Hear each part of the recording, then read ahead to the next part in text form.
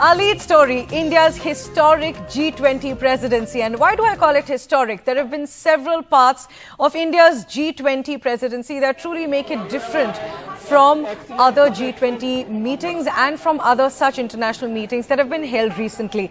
Now, marking the ceremonial transfer of the G20 presidency, Prime Minister Narendra Modi yesterday handed over the gavel to Brazilian President Lula da Silva, who praised India for giving a voice to topics of interest of emerging economies. So India's G20 presidency officially concluded yesterday, and now it'll be Brazil that will be the host for the next G20 summit. Now, let's take you through the big takeaways of the two-day summit that were held here in New Delhi. Number one, of course, the historic New Delhi declaration that many didn't expect. At a time when countries have so many differences on issues such as Ukraine, it was hard to get them on the same page to have 100% consensus on the New Delhi declaration. But that India has managed, making this a historic G20. Secondly, the African Union has been included in the group after India's push, meaning that the grouping will now be G21 from G20 starting next year.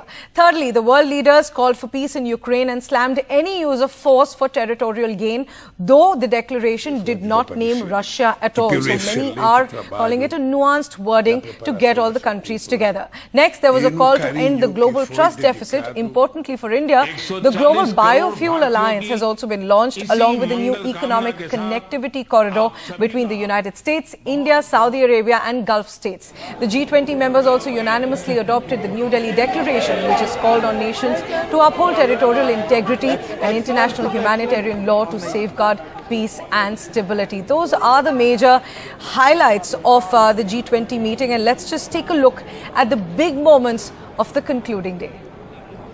Bharat आप सभी का हार्दिक स्वागत करता है।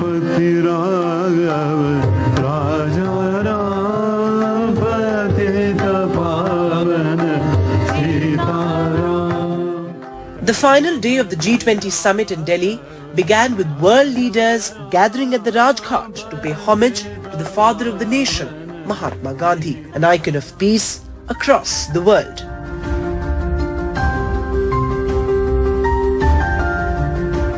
Prime Minister Narendra Modi presented the world leaders with khadi shawls, a symbol of non-violent resistance. British Prime Minister Rishi Sunak and his wife Akshata Murthy also took some time out to visit Akshardham, a spiritual cultural campus in Delhi, to offer prayers. Later, in a symbolic commitment to fight climate change, a planting ceremony was held at the Bharat Mandapam.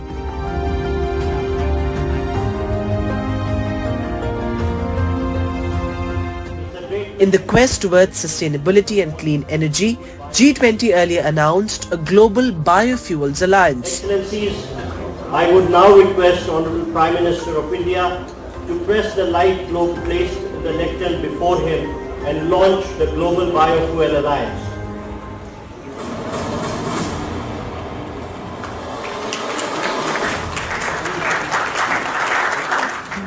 Apart from that, G20 members unanimously adopted the Delhi Declaration, which called on nations to uphold territorial integrity and not use force to grab territory. मैं इस declaration को adopt करने की घोषणा करता हूं। The inclusion of the African Union, launch of the digital payment infrastructure and India-Middle East-Europe economic corridor are some of the other historic announcements made by the G20 under India's presidency. This is a real big deal. I want to thank you, Mr. With this, India hands over the gavel to Brazil, marking the ceremonial transfer of the G20 presidency. Presidency का Gavel सौंपता हूं।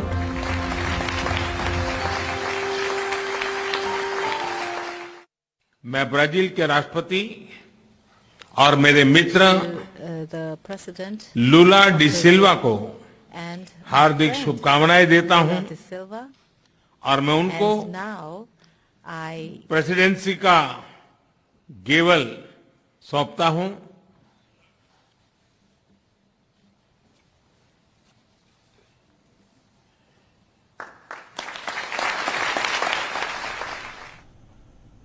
Now, while the countries arrived at 100% consensus on the Delhi Declaration, including on the paragraphs about Ukraine, there are still clear differences on that front. While French President Emmanuel Macron called the invasion criminal and said that India's G20 confirmed the isolation of Russia, Turkey's Erdogan said that any initiative to isolate Russia is bound to fail. Listen in. Please allow me to thank Prime Minister Modi. Faithful to its principles, India did its utmost for its presidency of the G20 to serve unity and peace and send across a message of unity while Russia is still waging its war of aggression in Ukraine. Russia's brutal invasion of Ukraine criminal and unacceptable. People like Putin mistake being reasonable for being weak. He is dead wrong. And Canada will continue to support Ukraine with whatever it takes for as long as it takes. For more than a year and a half, the Russian-Ukrainian war has been going on, costing the lives of hundreds of thousands of individuals, and we are investing tremendous efforts in order to stop that war once and for all. And thanks to this consolidated position taken by the Global South countries to uphold and protect their legitimate interests, have caused the West to be unable to Ukrainize the agenda to the detriment of the discussion of the tasks facing developing countries. Now, one other major achievement for G20 has been the Europe-Middle East-India Trade Corridor plan. So here's an explanation on how this economic corridor will function and how it's significant. So one of the most important outcomes of the G20 summit is, of course, India, Middle East, Europe mega economic corridor, which will bring India and Europe closer. Of course, it will enable cheaper and faster business. It will also be an answer to China's Belt and Road Initiative, BRI. Of course, because it will not force the participant countries to fall into a debt trap of China. What is the mega corridor? Because India, West Asia, Europe economic corridor, around 7 to 8 countries have joined it, like India, USA, Saudi Arabia, France, Germany, Italy, EU. They have signed an agreement, and this will revolutionize trade and energy communications through water and railway networks. How will this corridor be built? Corridor will be built in 2 parts. First part will be, of course, Eastern Corridor, which will connect India and West Asia. Second part will be Northern Corridor, which will connect Western Asia with Europe. This will enable ease of trading from Southeast Asia to Europe, and of course India will be at the center of this corridor. This corridor will benefit journey from Mumbai to Europe in containers, because today the container takes a longer route because it has to go via Suez Canal. Now Dubai will be accessible by ship, and the rail route from Dubai to Haifa will be constructed, and apart from that, from Haifa it will be brought to Europe. This will also bring down the dependency on the Suez Canal, and they also estimate that it will accelerate the business by around 40%, which is a huge amount. And of course, it is reduce the business expenses, and that will make the business cheaper and faster. The corridor route will be from UAE, Saudi Arabia, Jordan and Israel, and of course it will complement the existing multimodal transport models as well as the transit railway network. New expansion of railway and waterways will be done through this corridor, and new cables will be laid under the sea for faster way and new ways of communication through internet. How does this benefit India? Because India will be at the center of this corridor. The expansion of logistics and infrastructure, communication and green hydrogen pipelines, all this will boost new employment opportunities and new supply chains, and that will make India a center of this entire corridor and will benefit immensely. The China angle is of course there because it is considered to be a response to China's BRI initiative. India of course is not part of the BRI. Pakistan, Kenya, Zambia, Laos, Mongolia, they are part of BRI, and they are supposed to be fallen under the debt trap of China. And of course this is an answer to the UAE and Saudi Arabia, because they are now increasingly proximating to China, and that's why it's an answer to all these countries. And of course this will boost India's future prospect and will help India achieve the target of becoming a developed country by 2047. Now, in another important meeting that was held on the sidelines of the G20 summit was one between Prime Minister Narendra Modi and the Canadian Prime Minister Justin Trudeau. Now, the Prime Minister, in a strong statement, has called out continuing quote-unquote anti-India activities of extremist elements in Canada during this bilateral on the sidelines of the G20. The Prime Minister conveyed to Mr. Trudeau that the extremist elements in Canada are inciting violence against Indian diplomats, damaging diplomatic premises and threatening the Indian community and their places of worship. The statement by the Prime Minister adds that the nexus of such forces with organized crime, drug syndicates and human trafficking should be a concern for Canada as well. It is essential for the two countries to cooperate in dealing with such threats. Listen in to how the Canadian Prime Minister responded. Over the years with Prime Minister Modi, we've had many conversations on both of those issues. Obviously, Canada will always defend freedom of expression, freedom of conscience, freedom of peaceful protest. That's something that's extremely important to us. At the same time as we're always there to prevent violence, to push back against hatred. I think on the issue of the community, it's important to remember that the actions of the few do not represent the entire community or Canada. The flip side of it, we also highlighted the importance of respecting the rule of law, and we did talk about foreign interference. And while we're on the subject of important statements made on the sidelines of the G20, US President Joe Biden, after leaving Delhi post attending the G20 summit, went to Vietnam for a visit, and there he has made an important statement about what he discussed with Prime Minister Narendra Modi during G20. Biden said that he raised the importance of respecting human rights with Prime Minister Modi during G20, and he also raised the vital role that the civil society and a free press have in building a strong and prosperous country. Listen in. Building on the Prime Minister's visit to the White House last June. And as I always do, I raised the importance of respecting human rights and the vital role the civil society and the free press have in building a strong and prosperous country with Mr. Modi. And we've gotten a lot of important work done, and I'm looking forward to another good day tomorrow here in Vietnam. And as we focus on some of the crucial achievements of India's G20, one is the Global Biofuels Alliance that was launched by Prime Minister Narendra Modi at the G20 summit in New Delhi. Now, the Prime Minister called on countries to join the initiative and set a global target of blending 20% ethanol with petrol. Listen in to this report that gives you the details of this. Walking the talk on pushing green energy transition as a collective responsibility, Prime Minister Narendra Modi launched the Global Biofuel Alliance on the sidelines of the New Delhi G20 summit. Singapore, Bangladesh, Italy, the United States of America, Brazil, Argentina, Mauritius and the United Arab Emirates were all part of the launch. A total of 19 countries and 12 international organizations have so far agreed to join the alliance. Prime Minister Modi called on countries to join the initiative and set a global target of blending 20% ethanol with petrol. I think it's going to be one of the more tangible things to talk about for the years to come, both for our biofuels, for our development. We're already on the process of making 20% biofuels by the 2025, but also in our transition to net zero. The three founding members of the alliance, the United States, India and Brazil, contributed about 85% of the global production and 81% of consumption of ethanol. Brazil has taken over the G20 presidency from India. The New Delhi Declaration also took note of the launch of the alliance, despite the presence of OPEC countries such as Russia and Saudi Arabia. The alliance aims at speeding up global use of biofuels by facilitating technology innovations.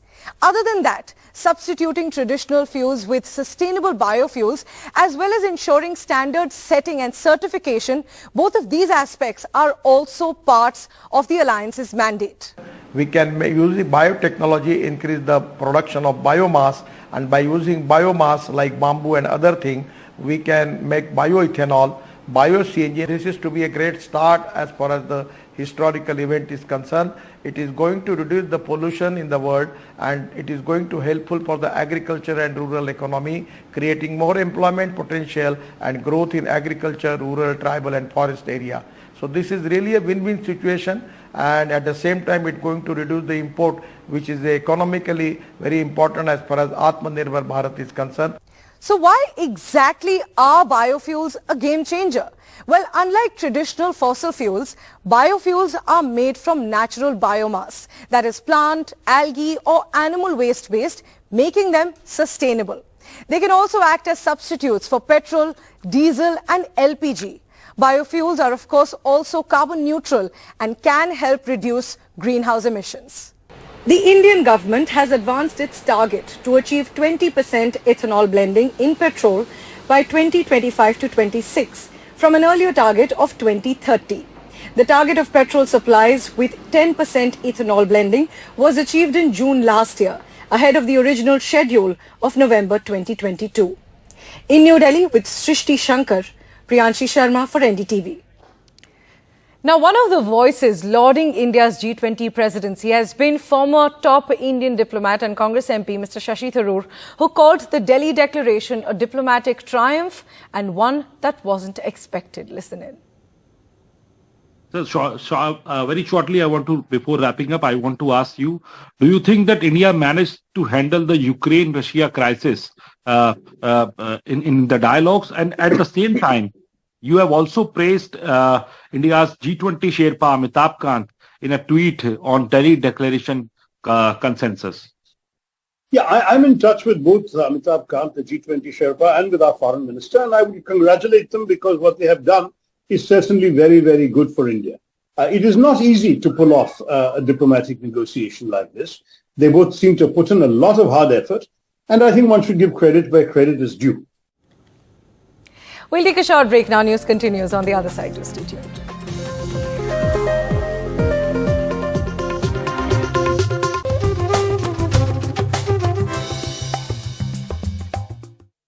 Hello and welcome to a very, very special program. It's been a remarkable G20 process for India. The Delhi Declaration is through. Many people around the world would have felt that it would have been difficult to get a Delhi Declaration out, but it is out. In fact, today is the last day. It was all decided yesterday. So it's been a tough process, a difficult process, but at the end of the day, an efficient process, and the consensus that has been arrived at is absolutely huge. We're joined by a very special guest, Harsh Shringla, the Chief Coordinator for India for G20. You must be pretty relieved at this stage. I mean, hundreds of rounds of talks and negotiations. You know, before we get into the specifics, are you a happy man today? And you must be fairly tired as well. We are today on the second day of the summit, and everything seems to be going as per plan, including the expected showers. Yes, absolutely.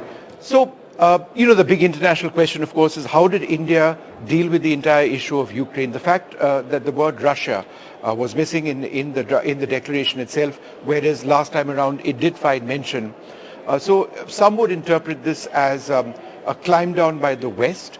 Some would interpret the fact that we have encouraged, or the community has encouraged, the export of Russian food items as something that meets their requirements as well.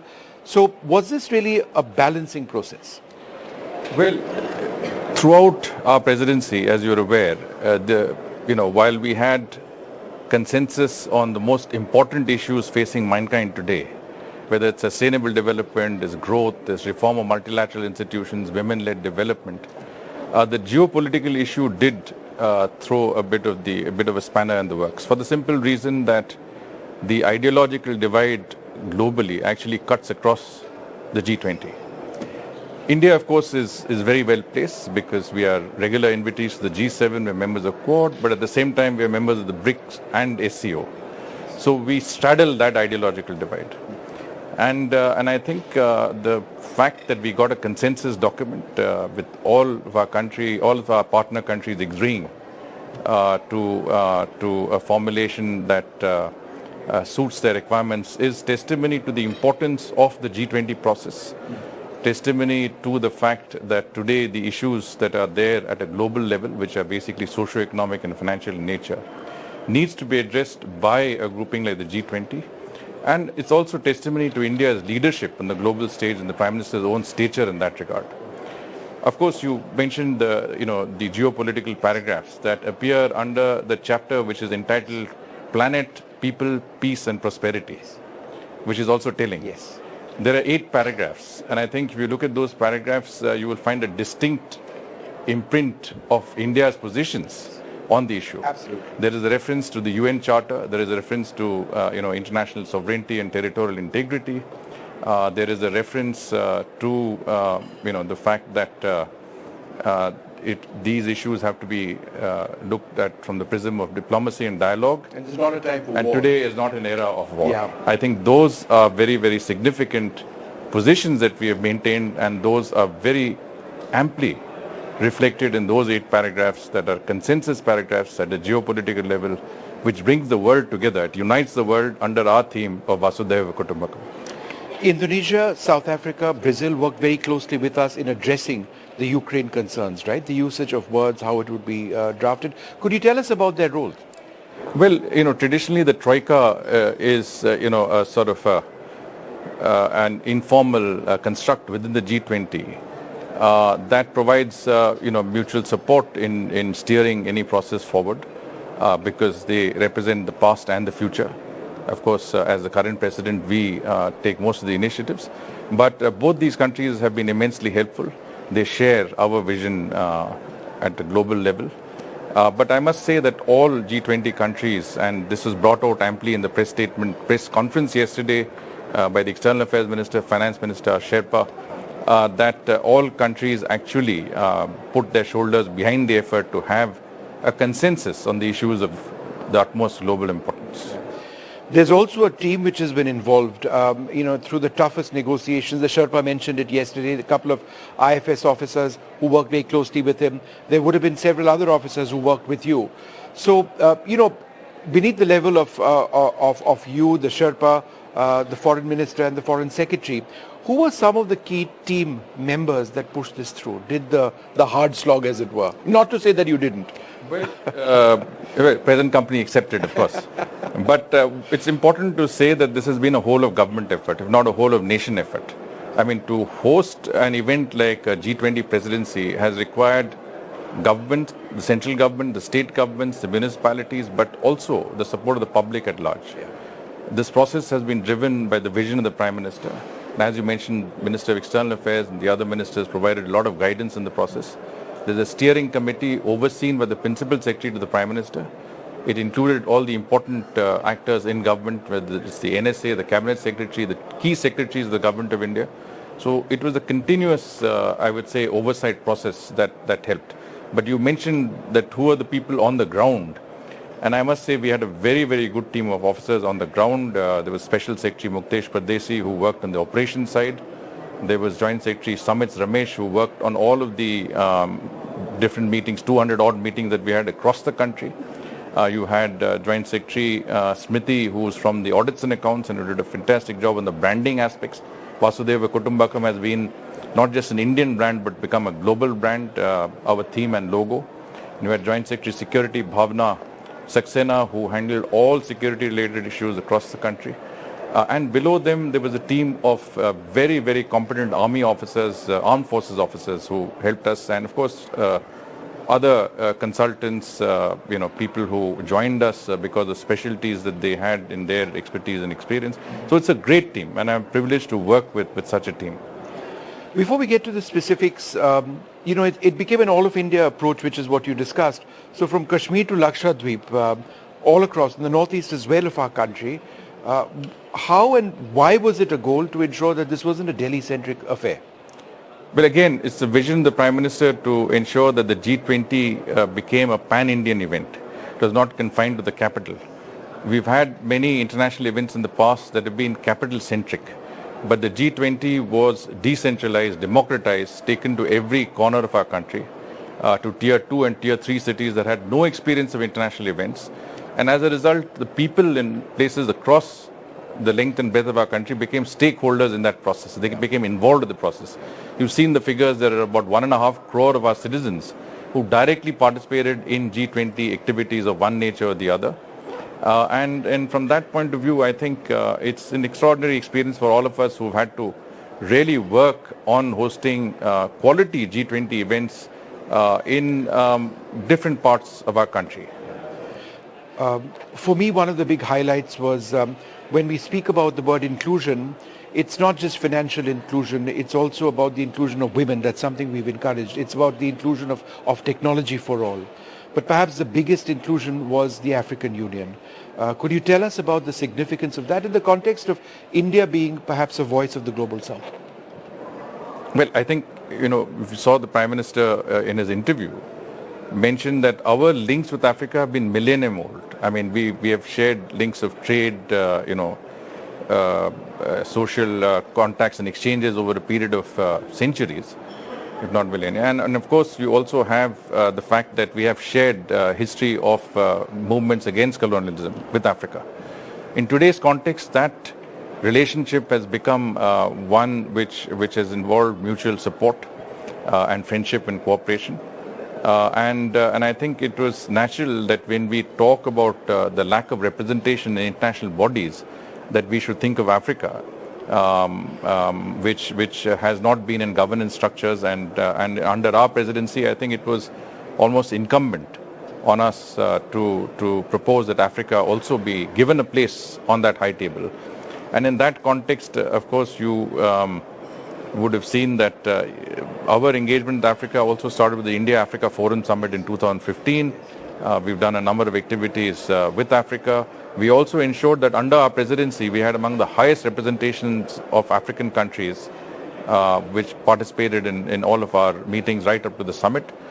And very, very happy that the African Union could now become a permanent member of the G20 under our presidency, and I think it's a tribute to the commitment that the Prime Minister made at one stage that we must have Africa in structures of governance, in particular the G20. Do you think that parallel to our economic growth, now the fifth largest economy, headed to becoming the third largest democracy economy, our international diplomatic presence has also grown? That this isn't just one event, this is actually a part of India being at a global stage in a bigger way than we have been in the past? Well, there comes a defining moment in history, and I think we have reached that defining moment where a very major international event like the G20 will propel us into a position of global leadership, but based very much on our experiences of a human-centric model of development, which we want to take global in collaboration with our partners in the G20. And many of the outcomes that you would see from the document that was adopted yesterday really reflect that desire and that vision to help other countries and work with them to also benefit from our combined experiences and expertise in this regard. Let's talk about a few specifics. We have evolved or developed a background of digitalization. There's the technology backend as well, but there's also the experience of having used these systems. So how do these two strands potentially work to meeting the requirements, which are very divergent and different of different nations? Well, every nation has its own approach. Clearly, on the digital level, what India has achieved has been quite extraordinary in the recent past. The fact that 40% of all global digital transactions are represented, in the UPI, and the fact that, today more than 1 billion of our citizens are very active on the digital network, including through payments, etc. I think clearly we have the lead on digital technologies, the use of fintech, and the use of digital public infrastructure to empower people and to ensure that last mile delivery is attained.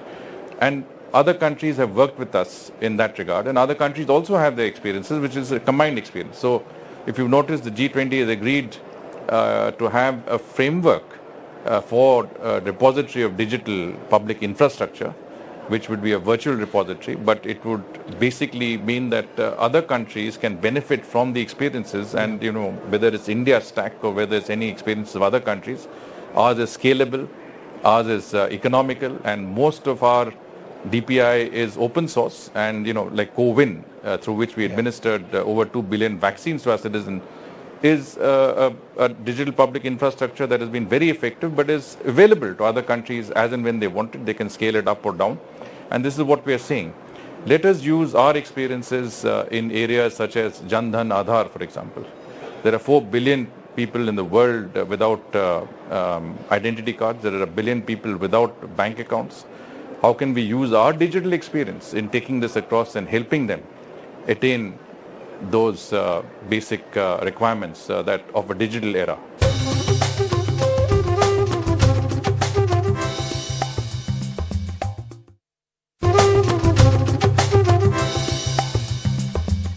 Australian Prime Minister has been in India for the G20 summit, and he has said that this G20 summit hosted by Prime Minister Narendra Modi has been successful.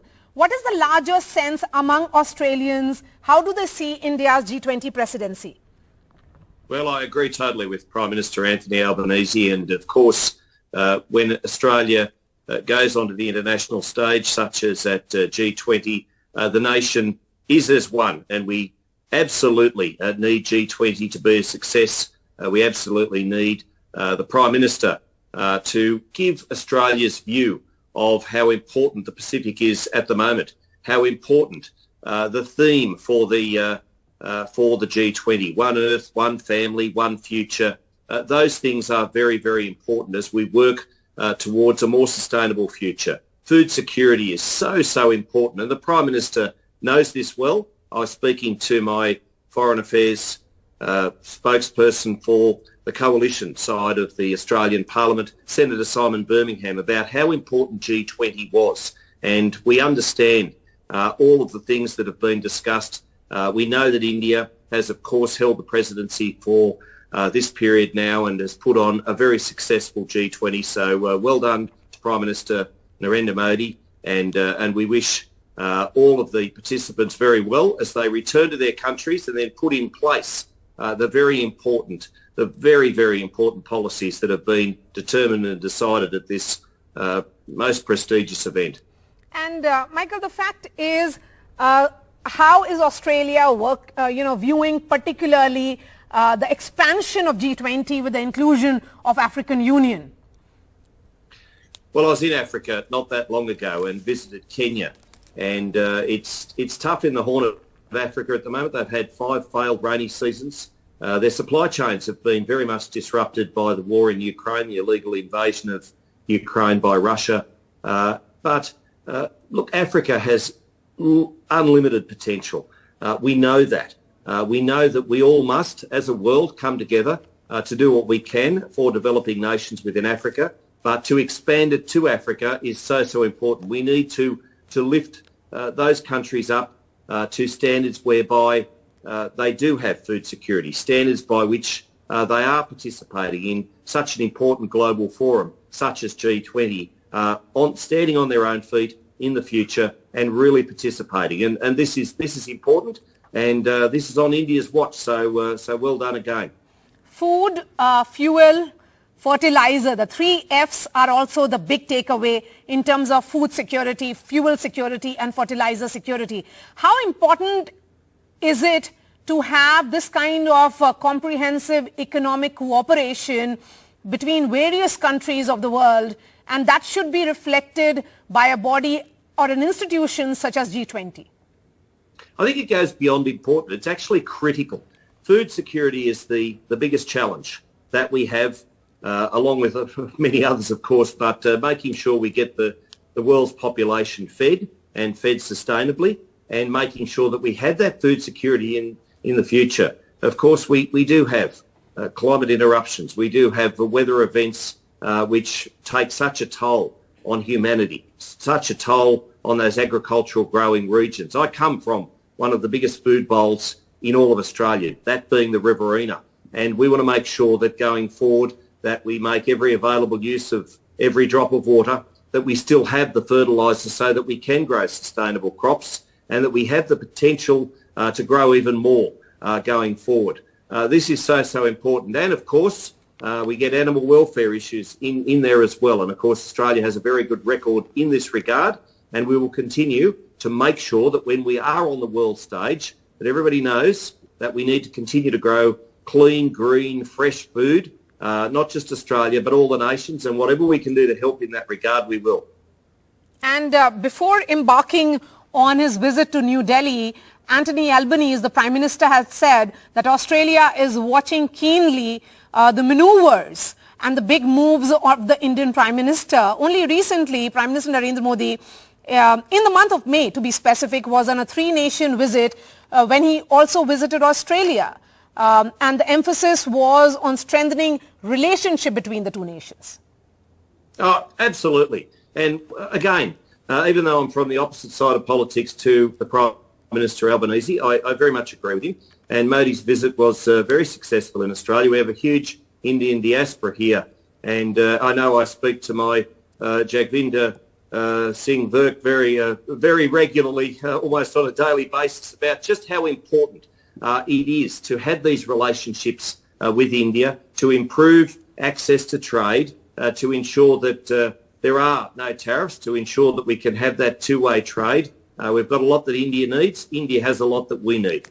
And to continue those very, very friendly relations everywhere except the cricket pitch is so important. And let me tell you, when India does come for cricket visits, their crowd numbers always outnumber ours almost at such places as the Melbourne and Sydney cricket grounds. So, since you're using the cricket analogy, let me ask you one last question about the Biofuel Alliance. A massive alliance involving many countries, and many of them are not even part of G20. Many are not even invitee nations. This Biofuel Alliance is very strategic in nature, but at the same time very futuristic. Would you say that this is almost hitting a ball out of the park?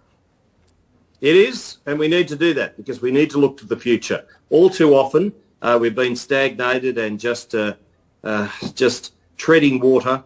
We need to be absolutely looking ahead to the future. Of course, countries signing up to net zero by 2050. We need to make sure that everything in that regard doesn't impede our trade, doesn't impede our ability to grow food, and doesn't impede our ability to have cheap, affordable, reliable power. Now, we get those things ticked off. We can do all sorts of things in the biofuel space, indeed even converting waste, which is one of the biggest challenges of our time. That's the waste that we have everyday litter, converted into energy, converted into biofuels and biomass. So important. I'm glad that these things were touched upon at G20. I know that there was international taxation. I know that there were things such as cybersecurity. They're all very important issues. That's what G20 is for, and I'm so glad that Australia was able to participate, and so great that India's presidency of G20 has been so successful.